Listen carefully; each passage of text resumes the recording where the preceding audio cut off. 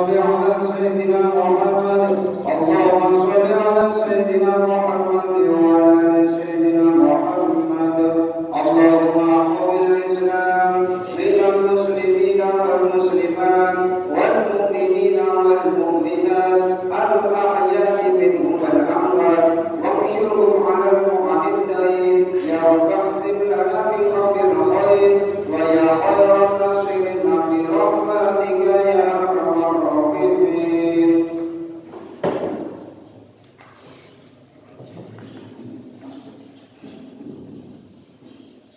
Assalamualaikum warahmatullahi wabarakatuh. Allahu Akbar, Allahu Akbar, Allahu Akbar, Allahu Akbar, Allahu Akbar, Allahu Akbar.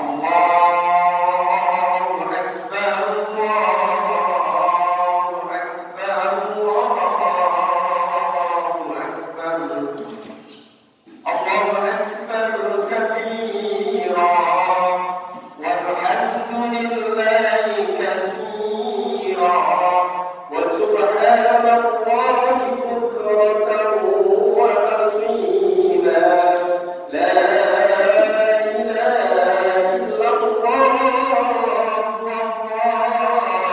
أكبر الله أكبر ولله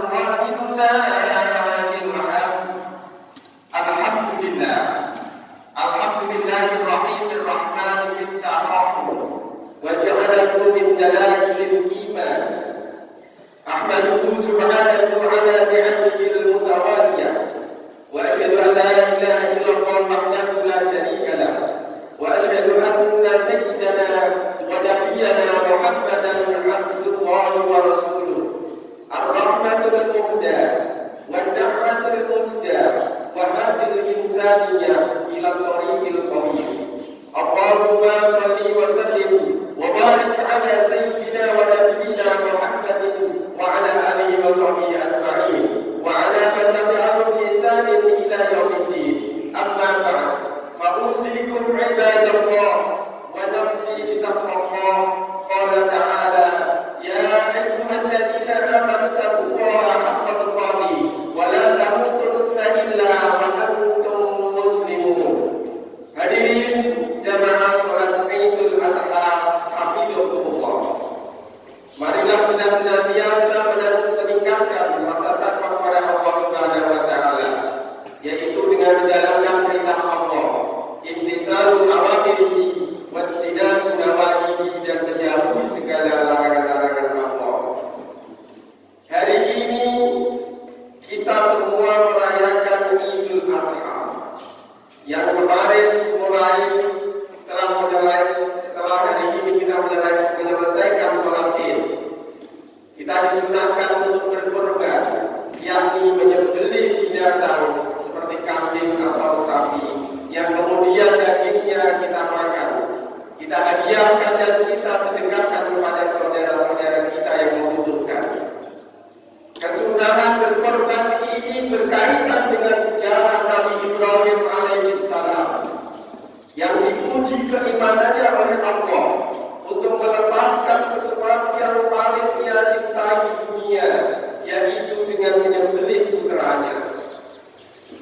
Pada malam tanggal 8 Dzulhijjah, Nabi Ibrahim mendapatkan wahyu melalui mimpinya bahwa Allah memerintahkan kepadanya untuk menyembelih anak yang paling ia sayangi.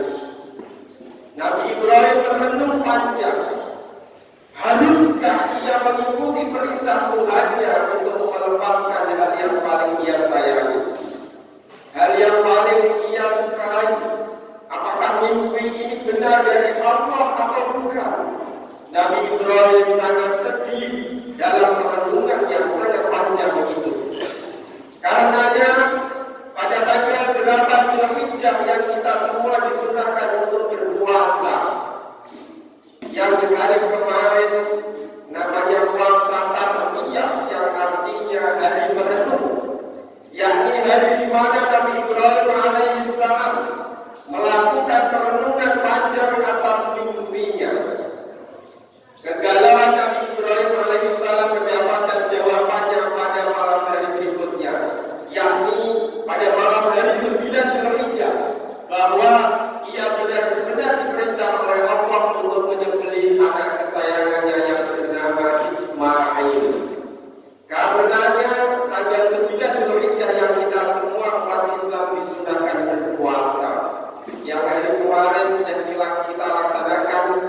disebut dengan puasa Arafah yang berarti pengetahuan, yakni hari di mana Nabi Ibrahim alaihissalam mendapat jawaban atau pengetahuan atas perintah Allah yang ia ragukan sebelumnya. Dengan dasar ketaatan kepada Allah yang sangat tulus, dengan latar belakang rasa cinta kepada Tuhan yang mengalahkan segalanya, Nabi Ibrahim alaihissalam benar-benar mantap dan bertekad akan menjalankan perintahnya, yaitu menyembelih Ismail, orang yang paling ia sayangi. Allahu Akbar, Allahu Akbar, walillahil hamd.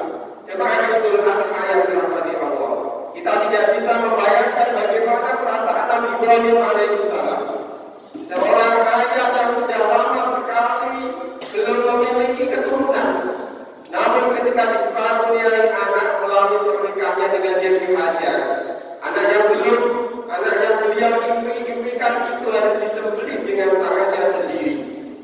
Padahal Nabi Ibrahim alaihissalam memiliki anak ketika usia sudah sangat sepuh, yaitu 86 tahun. Di dalam Quran surat As-Saffat ayat 100 sampai dengan 101 diceritakan bahwa Nabi Ibrahim alaihissalam meminta kepada Allah diberi keturunan yang soleh, lalu Allah mengabulkannya dengan memberi anak. Rabbi habli minas sholihin wa basyirnahu bi ghulamin halim. Ya Tuhanku, anugerahkan kepadaku seorang anak yang termasuk orang-orang yang soleh. Maka kami beri dia kabar gembira dengan seorang anak yang amat sabar, yaitu Ismail. Kita juga tidak bisa membayangkan bagaimana dialog Nabi Ibrahim dengan istrinya ketika minta izin untuk menjalankan perintah Allah, yakni menyembelih anaknya. Sudah pasti perasaan keduanya hancur karena harus melepas kesayangannya. Perasaan keduanya gundah dan berkeping-keping karena orang yang paling ia sayangi akan mati di tangannya. Tapi rupanya cinta Nabi Ibrahim alaihissalam dan istrinya kepada Allah Subhanahu wa taala melebihi segala-galanya.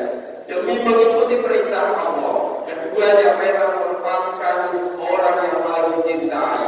Begitu juga kita tidak bisa membayangkan bagaimana perasaan suami istri itu ketika meminta izin kepada anaknya yang akan dikorbankan, yakni Ismail alaihissalam. Tapi Ismail sendiri justru menguatkan tekad ayah dan ibunya untuk menunaikan perintah Allah Subhanahu wa taala. Falamma balagha ma'ahu sa'ya qala ya bunayya inni ara fil manami an adbahuka fanzur madza tara. Qala ya abati fa'al ma tu'mar satajiduni insyaallah minas sabirin. Ketika anak itu memasuki usia dewasa, sudah berkembang, sudah bisa bepergian dan berjalan, Nabi Ibrahim alaihissalam berkata kepada anaknya, wahai anakku, sesungguhnya aku bermimpi bahwa aku menyembelihmu, maka pikirkan apa pendapatmu. Ismail, anak Nabi Ibrahim menjawab, wahai bapakku, lakukanlah apa yang diperintah Allah kepadamu. Insya Allah engkau akan mendapat bagian dari orang-orang yang surga. Setelah Nabi Ibrahim alaihissalam dan Ismail, anak yang akan dikorbankannya itu sampai di tempat yang diperintahkan, menurut Ubaid bin Umar, di tempat yang kemudian hari disebut Maqam Ibrahim. Menurut Mujahid di Mina, tiba-tiba Allah memberikan wahyu untuk menggantinya dengan kambing. Atas dasar cinta kepada Allah yang melebihi segala-galanya, keluarga Nabi Ibrahim menjadi keluarga yang terberkati. Nabi Ibrahim diberi gelar Khalilullah atau kekasih Allah, dan dari keluarga ini lahirlah keturunan-keturunan para nabi seperti Nabi Ishak, Nabi Yahya, Nabi Yakub, Nabi Musa, Nabi Isa dan Nabi Muhammad alaihissalam. Kadzalika najzil muhsinin. Demikianlah kami memberi balasan kepada orang-orang yang berbuat baik. Quran surat As-Saffat ayat 110. Allahu Akbar, Allahu Akbar, walillahil hamd. Hadirin yang dirahmati Allah, peristiwa Nabi Ibrahim yang sangat mendebarkan hari ini bukan semata-mata arsip sejarah yang perlu dikenal.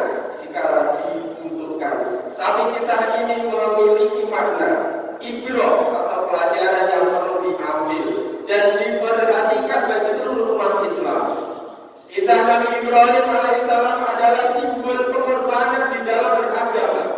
Di antara pelajaran itu yang pertama adalah beriman atau beragama pada dasarnya melawan hawa nafsu atau kesenangan yang ada di dalam diri kita masing-masing. Setiap manusia cenderung mengikuti keinginan nafsunya, yakni ingin melakukan hal yang enak, menikmati segala kesenangan tanpa batas, merasakan segala keindahan dan yang lain tanpa memedulikan hal tersebut menyakiti, merugikan atau membahayakan diri kita sendiri. Disinilah agama bagian memberikan seperangkat aturan, yakni mengatur perbuatan ini haram dan perbuatan itu halal, tindakan ini boleh dan tindakan itu tidak boleh, hal ini baik dan hal itu buruk dan seterusnya. Dengan demikian, masing-masing dari orang yang beragama seharusnya memiliki aturan agama, bukan mengikuti kesenangan atau kehendak nafsunya. Dalam kisah Nabi Ibrahim, kenikmatan tertinggi disimbolkan dengan memiliki anak. Tapi Nabi Ibrahim berhasil mengalahkan hawa nafsu kecintaan kepada putranya dengan mengikuti perintah Allah Subhanahu wa taala. Pelajaran atau ibrah yang kedua dari kisah Ibrahim alaihissalam yaitu penegasan bahwa hak asasi manusia harus dijunjung tinggi. Dalam hal ini adalah hak hidup. Perintah Allah kepada Nabi Ibrahim untuk menyembelih putranya bertujuan untuk menguji keimanannya atau ibtila. Inna hadza huwal bala'ul mubin. Sehingga ketika beliau terus hendak menunaikannya, Allah Subhanahu wa taala mengganti objek sesembelihannya dengan binatang. Penggantian objek korban dari manusia ke binatang mengandung makna bahwa manusia memiliki hak untuk hidup yang seorang pun atas nama apa saja tidak boleh menghilangkannya. Allahu Akbar, Allahu Akbar, Allahu Akbar, walillahil hamd. Ajaran menjunjung tinggi kemanusiaan di dalam agama Ibrahim pada masa itu benar-benar sangat langka, mengingat ada banyak kepercayaan suku yang melakukan persembahan kepada Tuhannya atau korban dengan menggunakan darah manusia. Sementara ajaran agama Nabi Ibrahim alaihissalam yang kemudian diteruskan Nabi Muhammad SAW sedari awal dengan tegas mengharapkan meneteskan darah manusia. Nabi Muhammad SAW bersabda, "Ayyuhan nas, isma'u qawli, fa inni la adri la'anni la alqakum ba'da ami hada." Di hadzal mawqif abada. Ayyuhan nas, inna jima'akum wa amwalakum wa a'radakum 'alaikum haramun. Ka'hurmati yawmikum hada wa ka'hurmati syahrikum hada. Wa satalquna rabbakum wa yas'alukum 'an a'malikum. Ala fala tarji'u ba'di dulalan yadriku ba'dukum riqabul qabr. Wahai sekalian manusia, dengarkanlah perkataanku. Sesungguhnya aku tidak tahu, barangkali setelah tahun ini aku tidak bisa lagi berjumpa dengan kalian selama-lamanya. Wahai umat manusia, sesungguhnya darah kalian, harta dan diri kalian itu mulia. Sebagaimana mulianya hari ini dan bulan ini, kalian tidak akan bertemu Tuhan, dan Ia akan bertanya kepada kalian tentang perbuatan yang kalian lakukan. Ingatlah, setelah aku wafat, janganlah kalian kembali ke dalam kesesatan, di mana sebagian di antara kalian memukul atau membunuh sebagian yang lain. Ayyuhan nas, inna rabbakum wahidun wa inna abakum wahid. Kullukum min Adam wa Adam min turab. Inna akramakum indallahi atqakum.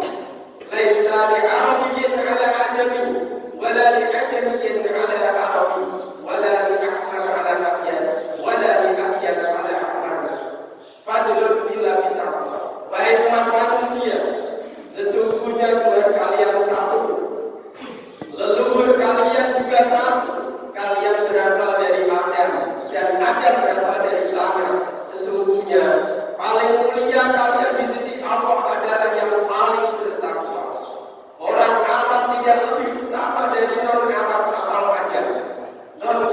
tidak lebih utama dari orang Arab. Orang kulit merah tidak lebih utama daripada yang berkulit putih.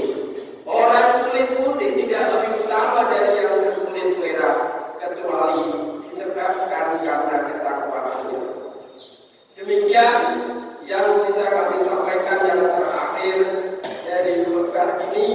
Semoga kita semua yang di dalam masa pandemi COVID-19 ini diberikan kesehatan, keselamatan, dan bisa beribadah kepada Allah Subhanahu wa Ta'ala.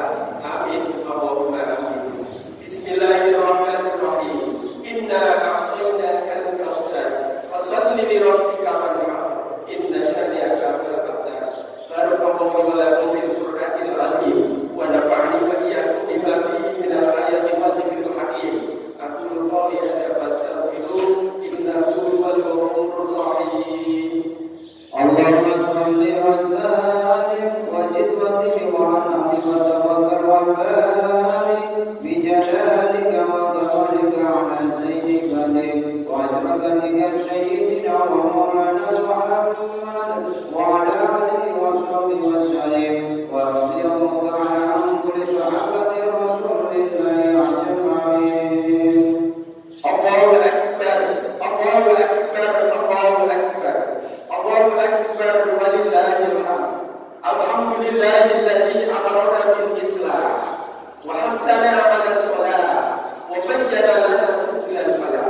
Wa asyhadu an la ilaha illallah wahdahu la syarika lah wa asyhadu anna sayyidana Muhammadan 'abduhu wa rasuluh. Allahumma shalli wa sallim wa barik 'ala sayyidina Muhammadin wa 'ala alihi wa sahbihi wa man tabi'ahum bi ihsanin ila yaumiddin. Amma ba'd. Fa'usikum ibadallah wa nafsi bitaqwallah. Inna Allaha amarakum bi amrin bada'a fihi nafsi wa sanna bi malaikatihi. Wa qala ta'ala inna Allaha wa malaikatahu yusalluna 'alan nabi ya ayyuhalladzina amanu sallu 'alaihi wa sallimu taslima. Wa qala Rasulullah sallallahu alaihi wasallam man shalla